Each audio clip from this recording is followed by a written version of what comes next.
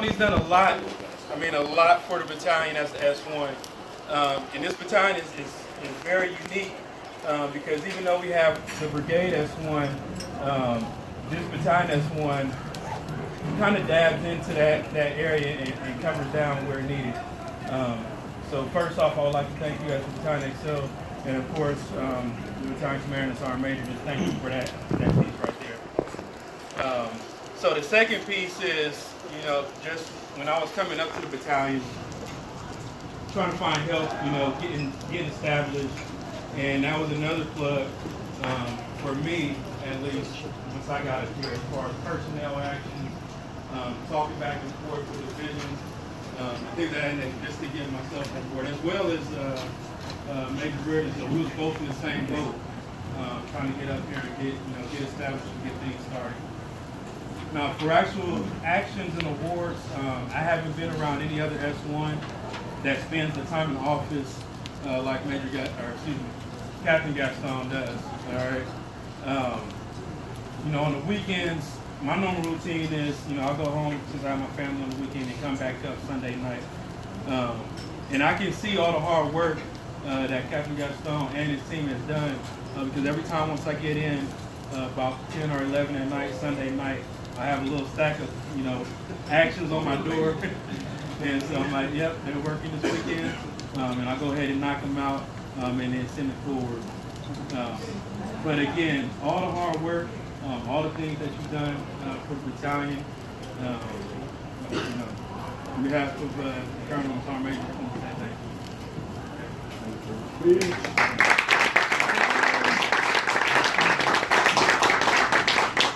We're going to talk about you first. Yeah.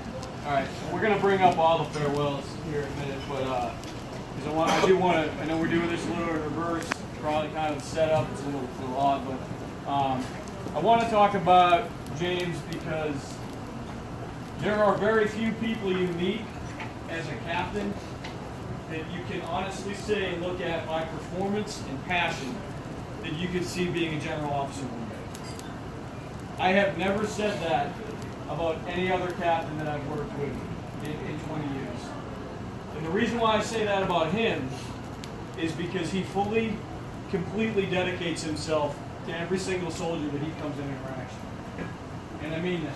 All right. So the weird thing about Korea, right, is how fast everything moves. We always talk about that, about the rapid turnover and the changeover. And I remember when me and Sergeant Major visited the 70th, about a month before you took over, 3 weeks, and I had about 2 months left. We walked in the tent, and everybody's kind of peering around, like trying to see who the incoming people are. And he was standing there, and I shook his hand. He's like, "I'm gonna be S1," and he said, "I just got here." Like, okay, well, I can feel your pain because I've been in S1 in Korea before. And I said, I did it for 19 months, and you're gonna work your ass off. And I don't think I was wrong. So, but I can tell you that, like Captain Johnson, I'm going to talk about him in a minute, but as the acting SPO, I didn't have an XO. Anybody that was here when we showed up knows that even if there was somebody physically in the building, I didn't have an XO. There was a lot of stuff going on, and there just wasn't somebody fulfilling that duty. So I relied heavily on this guy as the Battalion S1 to fulfill Battalion XO responsibilities. I don't think there's a battalion commander in the Army that has ever said that. Usually your S1 is the guy that is handling personnel actions and it's overwhelming to him. But this guy is a machine because he sits there and he's not only is he doing his job, commanders, you guys know this, right? Just like he talked about his NCOIC who left before Christmas. They're looking at, hey, these 12 soldiers left. They left without awards. They made sure those soldiers got awards mailed to them. All right. All of these plaques, he made sure that everybody at the party got a plaque. He's paying for them up front out of his own pocket, and then people paying them back. All right. The best news we got in the last probably 45 days for any individual in the battalion is his next assignment. because he's getting to go to Fort Carson back to be with his family, and he's going to get to go command. The Army identifies AG officers very, very early who are going to be their rock stars and their future stars. And I'm telling you right now, 25 years from now, 20 years from now, if this guy stays in, you're going to potentially be looking at the Adjutant General of the Army. And I do not say that lightly. I mean that. All right, there is nobody that I've worked with in this organization that cares more about his job in the unit than James. And I'm hoping that some of that bleeds off across the board. And this isn't a lecture for anybody because there's a lot of people with a lot of passion. But I can tell you right now, we are going to feel it instantaneously when that guy gets on the plane. So it's up to us down at the company levels, right, to pick up, make sure that our stuff's straight. Because I can tell you, we may get an outstanding S1. I'm absolutely confident the Army will provide us a quality leader to lead the shop. But I don't know whether we're going to get another James. Because I haven't had one in 20 years, and I don't think I'll have one again. So from the bottom of my heart, I thank you for everything you did. I want to turn it over to Sergeant Major, because I know he has something to say. I won't say much. So we talked. When we got here, we had a bunch of role players. We had role players and one all-star. That all-star was Captain Gaston. We knew this. We knew this. Not a knock on anyone. It is what it is. We build our team around Captain Gaston. Sir, I watched you work many nights. I watched you take care of your soldiers in ways that many leaders will not do. And I often admire from a distance. I'll tell you something. I talked about Captain Moore with humility. You share that same attribute. Come in my office, you stand at parade rest. Many of your peers, I ain't gonna stand at parade rest for them. That's why we have different relationships. But you're the type of officer, sir, like the Colonel said, you'll go far. You'll go far. Not only because of your humility, but it's coupled with your professionalism. You're easy to work with. And as an S1, AG officer, you need to have that skill set. So I thank you. I value you. I'm going to miss you. Thank you for my Christmas present. I use it all the time. But you only one got me something for Christmas. Feel that. But no, sir, you're great. I want you to stay in contact. And just like this is my friend, I want you to know that we're friends today. Thank you.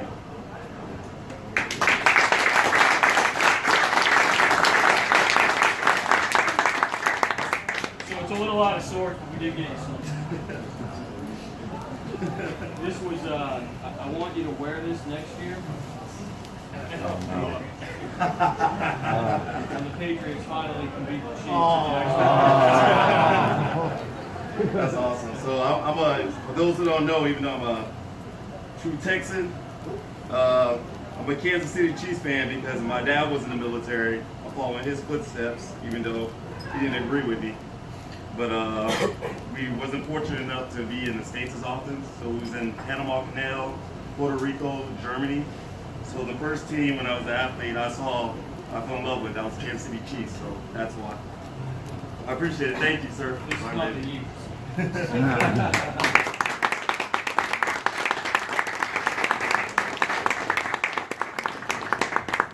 Real quick.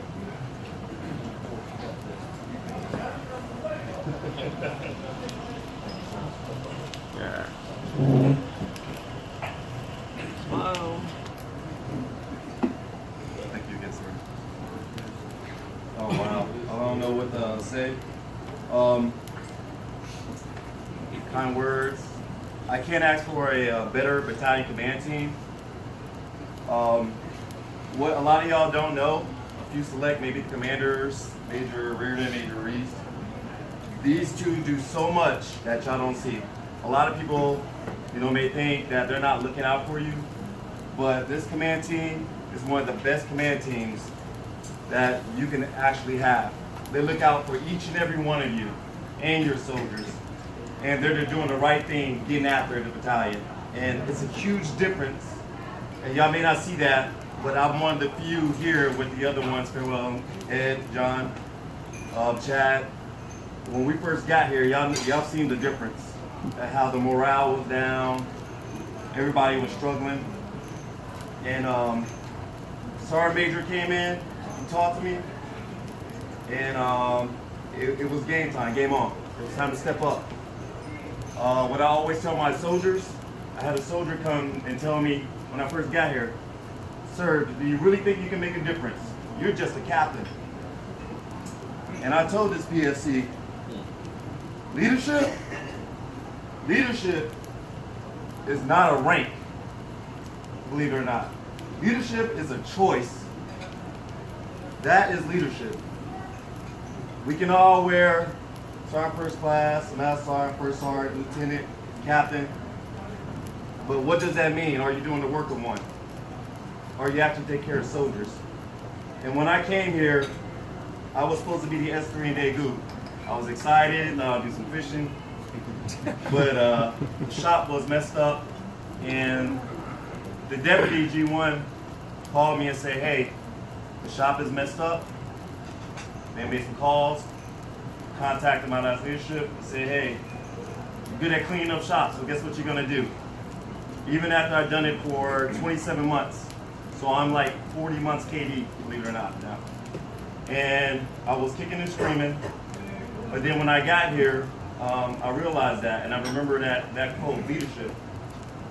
And I said, I'm not going to do what everybody else is doing. I'm going to come here and actually make a difference. And I give a damn if the battalion commanders, colonels don't believe me or follow my work ethic. I was going to lead from the front. And I started with my shop. And after I told my soldier that, I was in the office every day. And I try to do that as inspiration to them. So even if I didn't make a difference anywhere else, I can make a difference in the battalion and in my shop for my soldiers. Because I know how it feels like to be that soldier when your leadership doesn't look at you. For those who know I've been prior service. So that's why I do what I do. And what Chad was saying with the passion, to work hard for something that you don't want to do, that's stress. To work hard for something you love is passion. And that's what I love to do, is taking care of soldiers. And so I treat every one of your actions, regardless of rank, that's safe. So if you need something done, I take care of it. I'll walk it through. Like Sergeant Major does, there's no names on it. He tells me that all the time. I don't see a face on it. I just see an action. I see we're taking care of soldier.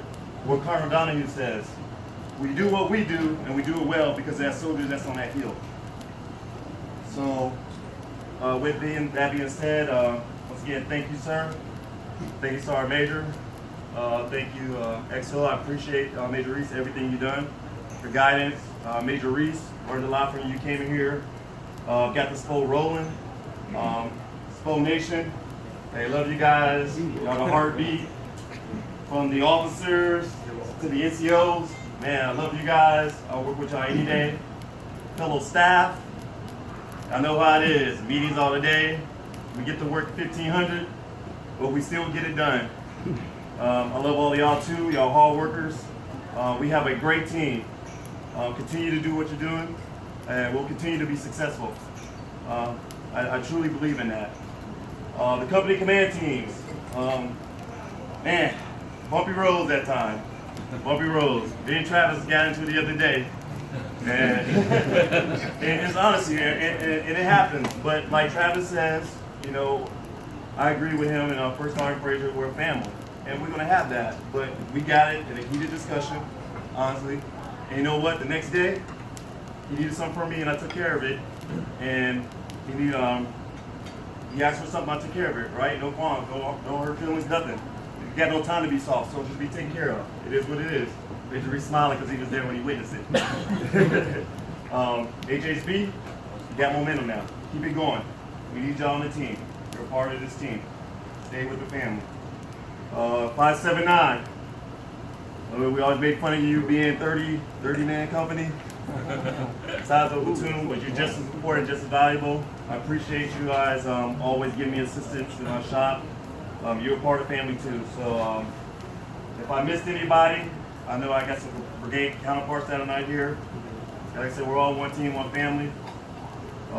Maintenance, outstanding maintenance team. I don't know Price, Brennan, Chief Billingsley, where you at?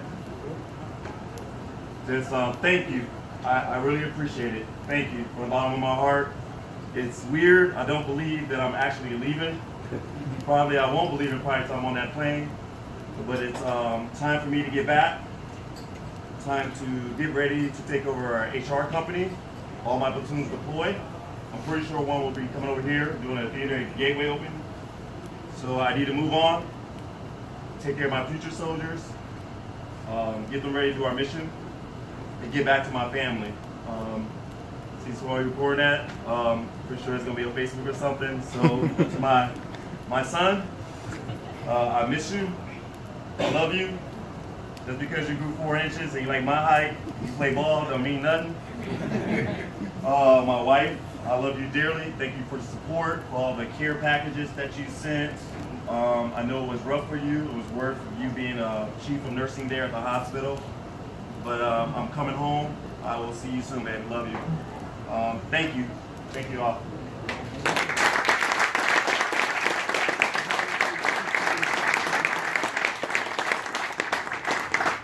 I want to get everybody else and all the other farewells up here real quick. Because to do any justice, if we don't say something specifically about these guys. If you look at the people leaving tonight, it's going to hurt, right? I will say that the difference that each one of you guys made was exceptional. And Ed, you know, I will tell you that Travis, he gave a little bit of a lie because he did ask for you. He said, I wanted to be my XO. I initially said no. He said, second lieutenant should be down at a platoon for a while. But we said, you know what? I got to do what I said I was going to do, which is move people around to give you a couple of different looks. Because, Chad kind of nailed it. Nobody really knows, particularly if you haven't been in the Army yet, you're a lieutenant, you're kind of feeling your way through until after command. Completely honest with yourself. Because you need that experience, and you kind of see what that responsibility is like before you can evaluate what you might want to do for 20, 30 years.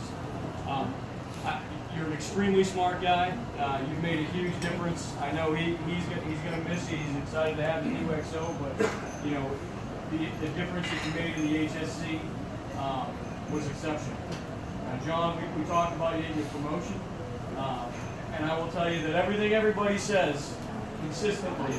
You know, Sergeant Major Mount was saying it earlier today. He said, who would you call in the battalion? What like 33 people would you call if you were absolutely confident the person who would pick up the phone would come get you if you were in trouble? And I said, mine would be Randy T. Brown and Jonathan Moore. Because I'm absolutely confident if I was in trouble, you would come get me. And I mean that, because you're a quality guy. You've rolled with several ups and downs, and you know, you've weathered the storm and you've led your way through it. And just like we said, you're going to go to the advanced force, you're going to figure out where you're going to go next, you're going to feel out the situation, and you're going to use that experience and your ability and your knowledge of soldiers to be a very, very good company. You take all those experiences, roll them up, and just don't forget them. You know, start to apply those lessons learned. Marcus, I can tell you right now that you guys want to, you know, get pissed at the SPO, get pissed at me first, because I'm the one stepping on his neck to try to get these things to happen. All right. We were lost in our mission because we had not caught up with the transition and task organization in the Oakland. All right. In the last 9 months, we made tremendous strides, and you're one of the guys that drove it. I know it's been frustrating sometimes. You have an exceptionally hard job. I think there's only a few people in here that can kind of understand exactly how hard your job really is. You've got one of the most critically important jobs in the brigade. Certainly as a logistician, I think the two guys back here would agree with me. Right? Like we said yesterday at the 2, if things don't go through SPO trans, they don't move. So you were driving, and you need to know that, and know that from the brigade commander to the DTO and all these people, they all recognize that. You got tired of hearing me call you American Dad, and I know you're a wild man when I'm not around, and so I've heard. But I will say, just like what we said about John, from the minute I got here, was hearing great things about Marcus Jones from your peers, from peers who left to those that are still here. And that's a good quality to have, because contrary to some opinions, if you can't work well with others, you will not succeed as a leader in the Army. Your peers don't have to love you, but they have to respect you, and they have to want to work with you. And your soldiers need to want to follow you. And you're going to be that guy. So go to the advanced course, figure out what kind of unit you want to get. I know you want to get into the airborne community. Again, we've had the same discussions. Don't ever hesitate to reach out and ask for help. We're always here for you. And if I can shape that next assignment after click 3, please let me do that. All right. Chad, fanny pack aside.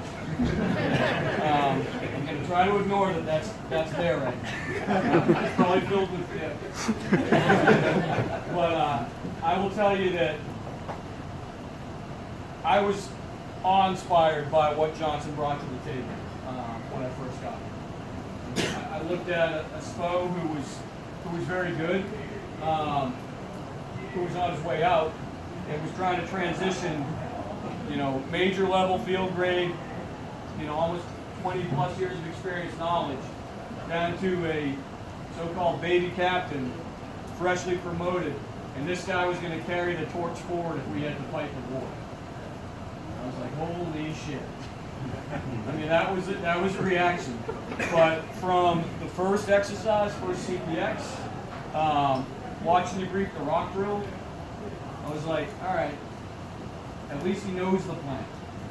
And then my question was, yeah, but in my mind, I'm talking to the brigade commander, he's sitting next to me, and he's like, that's pretty good. He said, who is that? And is he commanded? I said, no, sir, but we're trying to get him. But then I'm starting to think, okay, he knows the plan, he can brief the plan, but does he understand the plan? Does he understand what we have to do? And you prove that you do. Okay. Chad was directly responsible for some of the first-time evers in the battalion. Right? The first time we ever drew ammo to the extent that we did at one of the ASPs. It sounds crazy because we should be doing that a lot because that's one of our primary functions, but nobody tried to do it until we did. And the only person that really drove the success of that at that particular time was our SPO, freshly promoted Captain Johnson. And he integrated with the rocks, he integrated with the ASPs, he was integrated with the division staff. It was like having a major in there, and it was actually pretty amazing to watch. And then we had the conversation after he came back from 194. And I was like, damn, But, like I told him, I've been there. I had my moment of, I don't know if this is what I want to do. And when I separated, briefly share that I said the reason why I got out after 8 years and, coming off of a deployment, which was pretty rough, was because I said, I don't think I got it in me to do what it takes to be a battalion commander. And I think it will be if you come back in. So the door doesn't close, and I want everybody who's kind of on the fence with that, it doesn't close if you decide to take a break. So just know that everybody in here will probably help you try to get back on that path if you wanted to. I hope that doesn't happen for you, because I hope that you find everything you want when you transition out of it. But I can tell you that, how many years? 4? Almost. So almost 5 years, you've left something on the field that you can be proud of. And I know that we talk about the SPO guys all the time. You have huge shoes to fill, and you know that, but you can do it as well. If Chad can wear that fanny pack in public, you can rise to Chad. But I can tell you, that what Captain Stone said about all these guys and everybody we have, right? We got a great team. If we could take everybody back to the States and take this unit and put it at Fort Bragg and have continuity, I think we would be the best support battalion on Fort Bragg, not just the best support battalion in Korea. And that's what we are. And I'm not saying that as a boastful, overconfident person anymore. I'm saying that because that's what I'm hearing from our senior leadership. And you guys should all be proud of it. All right, so I thank each one of you. Wish you the best of luck. And That's still distracting, but I'll get past that. I still respect it. Thanks, appreciate it. Give him a round of applause.